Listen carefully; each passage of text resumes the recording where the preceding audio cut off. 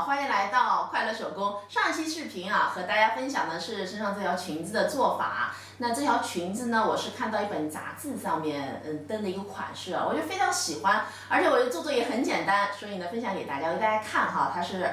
这样子的。它是一个短款，那我呢就想做一个长款。这款面料呢也是，我也忘记掉哪儿多出来了，面料也不太多，只有1.3米，还1.3米不到那么一点点。所以呢，我想尽量多的，所以做了一条长裙子还挺好。这次分享的图纸数据呢是一部分哈，主要就是领口和袖拢的数据。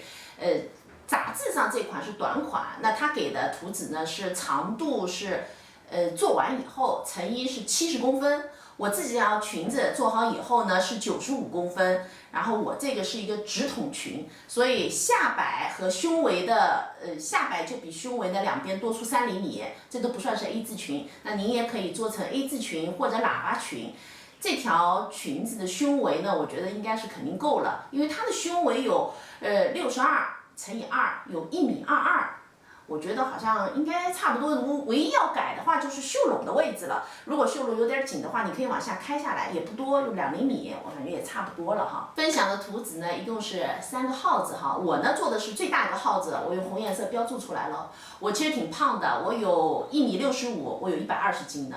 然后和大家说说这个面料哈，我这个是一块全棉的面料，上面呢有点花，就是这个叫织花吧，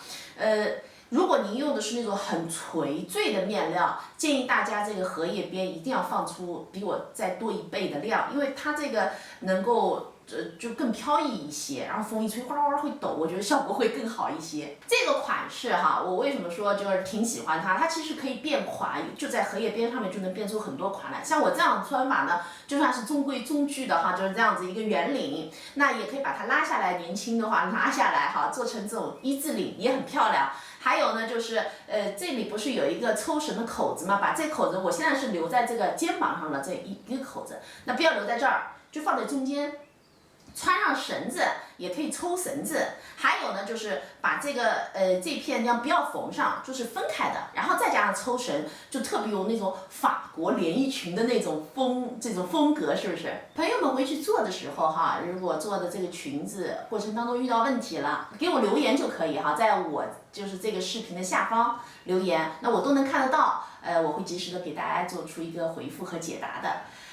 感谢您哈，花宝贵的时间来看我的视频，记得呢要帮忙点赞，咱们下期再见。